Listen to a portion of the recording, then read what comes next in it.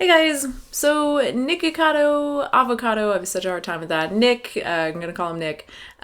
He posted a video, one of his mukbangs, whatever you call them. And as I said on Twitter, I don't really watch these because I don't really like watching people eat, and hearing people eat, it like really, kind of like ASMR stuff. It just makes me feel like bugs are crawling on my skin kind of feeling. It's really awful, aggravating, gross kind of feeling. I can't explain it, but it's kind of terrible. But anyway, I was told about something he talked about in a video, and I did watch that part of the video. And he was talking about, he talks about two things. One thing I'll get into in a later video, just talking about mental health and DHA. But this other thing that he talked about was kind of experts and like vegan doctors, dietitians, and who to trust, because many of them say different things. And how do we know which one is right? Who do we listen to for advice? Some are giving kind of general advice. Some are giving more like, low fat, high carb, low fat kind of diets. So who do we listen to? And so I just wanted to go through a few things and kind of give some tips that I personally use to figure out who to listen to. And then I'll talk about who I listen to for nutrition. If you watch any of my videos, you probably already know the answer anyway, but you should get some good information out of this video, maybe, hopefully. The first thing I wanted to address is something that I hear a lot from people in general regarding various different topics, but also from some like plant-based doctors. I've heard them say it as well. And that's this like do your own research kind of thing. Like, to figure it out, do your own research and learn for yourself. And it sounds great, but the problem is, well, number one, just because you know more than 99% of Americans and, the average person, more about nutrition, it doesn't make you an expert on nutrition. Most people don't know dick about nutrition, right? So if you know even a little bit more, that's great, but it doesn't mean that you are necessarily an expert. And then the other thing with regard to, doing your own research, are you actually qualified to do your own research? This is a legitimate question. I'm not like being a dick. I've said dick twice in this video. That's good. Anyway, so are you qualified to do your own research? Can you read scientific literature? Do you know the difference between a cohort and a randomized controlled trial? Do you know what significance means in this context? Do you know what p-value means? Chances are you don't. And even if you do, it still doesn't mean that you understand the broader context and you're able to take that information and actually apply it and actually know if it is really significant. I guess my point is just know your limitations. Many of us are not qualified to do our own research on various topics, including nutrition. This is why people study these things. This is why it's important to find experts that we do trust, who we can rely on for good, evidence-based information. So now the question is who to trust. Who do we trust? And first and foremost, I'm looking down at notes if you're wondering, by the way. It's important to distinguish between experts and scientific consensus. So in the video, they're talking about these doctors and, again, like who to trust and who to listen to. And like if you get a standard doctor next to like Neil Bernard, they could have an argument for days about who's right. And they all have studies to back up their own claims.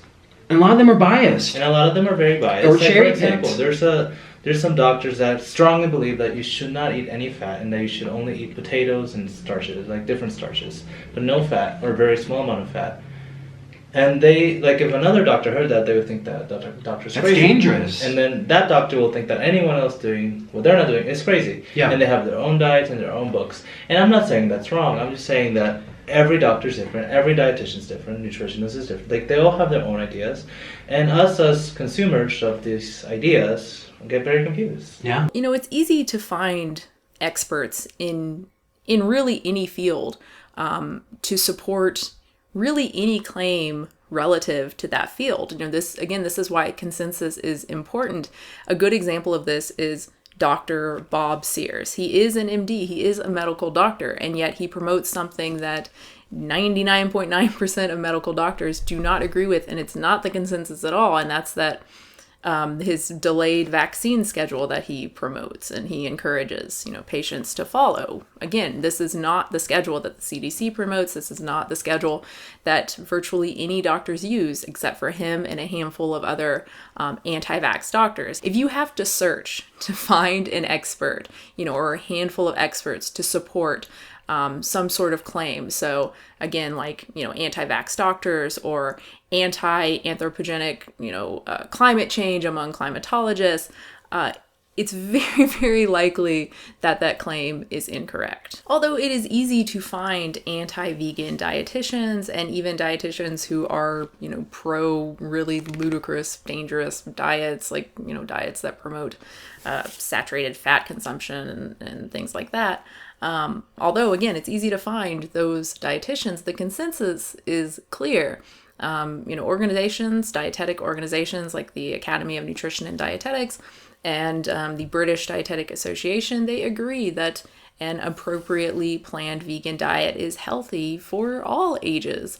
Now, unfortunately, as Nick expresses in the video, plant-based doctors don't always agree on what an appropriately planned vegan diet looks like, which just leads us back to the question. We haven't really answered the question of who do we trust? Who do we trust amongst these vegan doctors and dietitians for nutrition advice?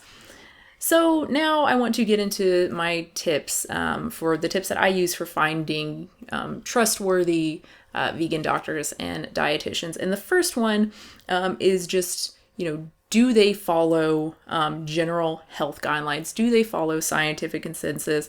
Again, appropriately planned vegan diet as it is described by, again, like these organizations, Academy of Nutrition and Dietetics, British Dietetic Association, etc. And it's just, general stuff. Again, eat like whole fruits and vegetables and whole grains and legumes, and make sure you are meeting needs for things like calcium and zinc and B12. Now, I'm going to be referring here to McDougall a lot because I think he is the most egregious case of not doing these things, I guess. So in this case, again, do they follow general health guidelines?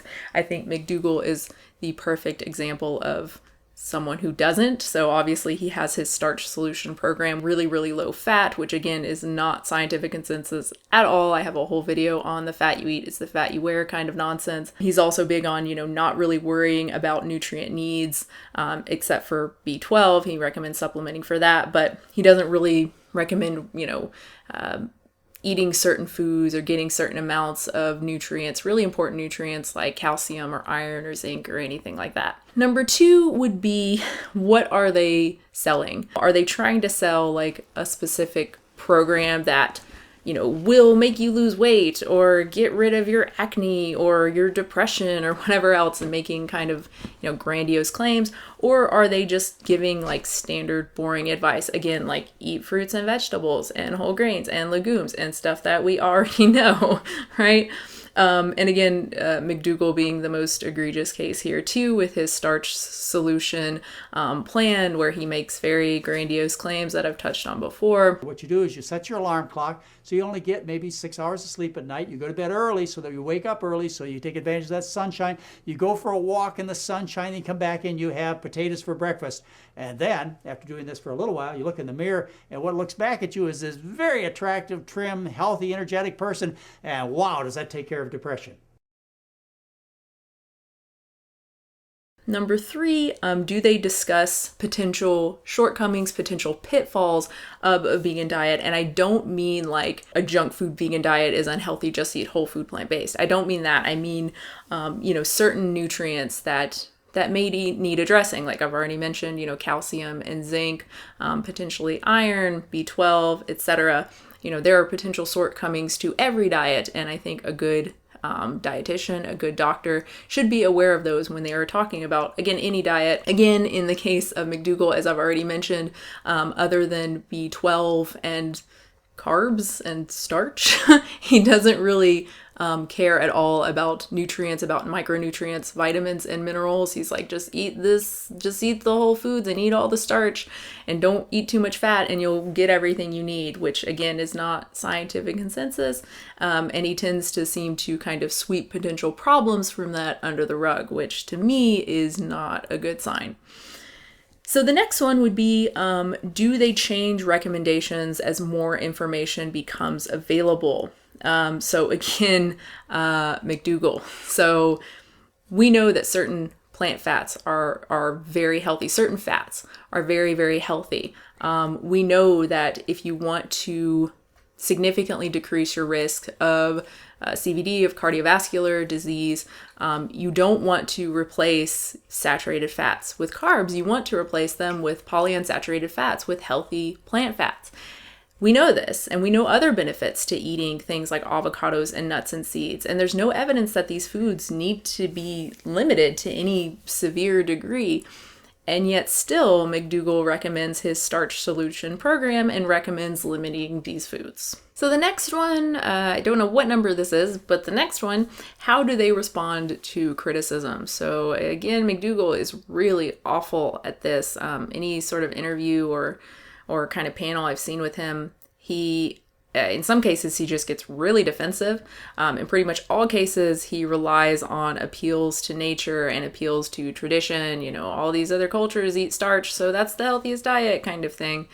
And there's an interesting video with he and Joel Fuhrman. I'm not a huge fan of Joel Fuhrman, but his diet is infinitely better than McDougall. And there's an interesting discussion with them and some other people as well, where Fuhrman's like, what? I don't care what other cultures eat. I care about, what is the healthiest. Anyway, McDougall tends to do that. He also, like I said, can get very defensive and even downright mean. There is an interview between he and I can't remember who it was. I shared it on Facebook a while ago, but the he's not a vegan. He's like kind of more, I think, high fat animal products kind of diet. But he was very respectful, was asking McDougall questions. McDougall was defensive from the get-go and then brought up the guy's weight. The problem is this. Let me explain it to you, because I know you have a history of going from a thin man to a very overweight man. And I don't know what your particular situation is now, but I've seen your pictures. And I'm not trying to be personally insulting. I'm just trying to explain. You haven't seen my recent pictures because I'm lower in weight today than I've ever been in my entire adult life. Congratulations. Maybe you're following the McDougal diet. No, sir. But the opposite of it. Let's get to some things here. Sure. Okay, so those are the things that I follow, which leads me to my final thing. Who do I follow? Well, again, if you watch me, you already know. I primarily follow registered dietitians Jenny Messina and Jack Norris. So again, consensus. They follow the consensus on nutrition, which again is just like eat lots of whole plants, lots of whole grains and legumes, and nuts and seeds and avocados and fresh fruits and vegetables. Make that the bulk of your diet. Limit saturated fat and sugar, don't eat too many calories, maintain a healthy weight, exercise, just general boring advice. The next thing, what are they selling? They do have something to sell. They do both sell books. They've worked on a book together, I think the Vegan for Life book, but they don't sell like a specific special program. It may be one of the reasons why you may not have heard of them. They're definitely usually not in the conversation when we're talking about McDougal, Bernard, Greger, Esselstyn, Campbell, people like that. And I think that's why they don't really have a program. They don't have a specific like no oil or, whatever that they're trying to sell. They don't have a catchy name. They don't have grandiose claims. They're just selling simple, boring, almost just common sense advice. The next one, they talk about potential shortcomings. So they emphasize key nutrients that may be lacking in vegan diets. B12, which most of the plant-based doctors do talk about that. But also like calcium and zinc, things that vegans may, if they're not being careful, if they're just eating whole food plant-based and not paying attention, could miss out on. Next, they amend recommendations based on new information. I think, both of them do this on their site, but Jack Norris in particular, he has various pages on, vitamin D, on calcium, on veganism, vegan diets and diabetes that he regularly updates. You can see the last time he's updated. You can check the resource and all the citations. It's really great, and it's a good sign that they actually really care about what they're promoting and not just about what they are selling. The next one, criticism. Now this one, honestly, I don't know if I've ever seen them be like criticized and like respond to criticism really. I might have in like the comments on Ginny's blog at theveganrd.com. But I'm guessing that they handle criticisms pretty well, just given the fact that they do address, again, potential, pitfalls and problems with vegan diets that can arise, frequently. They talk about it on their websites. Ginny Messina has a whole entire segment on ex-vegans, and it's not just like, oh, they're fake. Like, she actually talks about potential issues.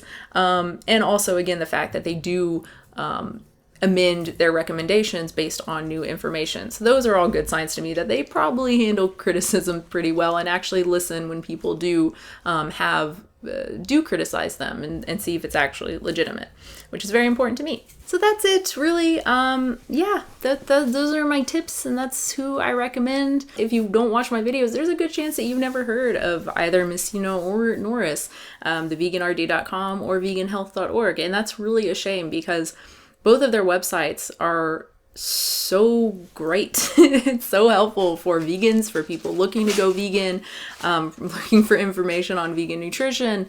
Ginny, she's got great, primers on calcium and protein and iron and whatnot, and they're really easy to digest. They're really short, easy to read.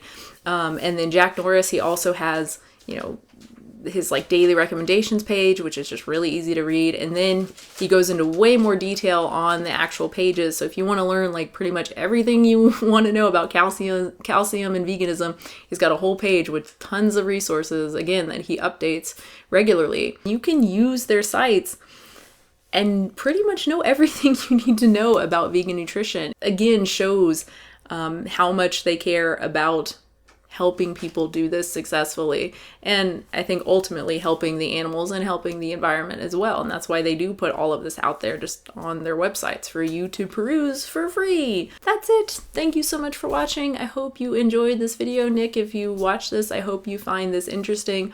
I know you've kind of gone on seemingly a similar path as I did in terms of, I think you were raw as well at one point, and kind of the fruit-based thing.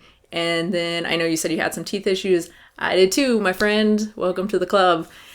And other problems as well. And then kind of figuring out that, oh, maybe these people actually don't know what they're talking about. Maybe I'm kind of being bamboozled by some of this. And that's not really fair. A lot of people are well-meaning. They think they're giving good advice, recommending the low-fat, raw kind of stuff, but they're not. But some of them are just charlatans. Doug Graham, anybody? So you went from that and then, kind of slowly but surely have gotten out of that. So welcome to the club. There are many of us. There are way many of us than there are of people who are still raw or people who are even still low fat, high carb. I think that's even kind of going by the wayside. Thank goodness. And so hopefully you find this helpful. Hopefully you find Ginny Messina and Jack Norris helpful and their information helpful, and anyone else watching this as well, obviously. So thank you so much for watching. If you enjoyed this video, then that's not how I say it. I was going to say give it a like, but I don't do that. It's just weird. Anyway, subscribe. I say that, subscribe. Leave your comments and questions down below. And I will have a new video very soon.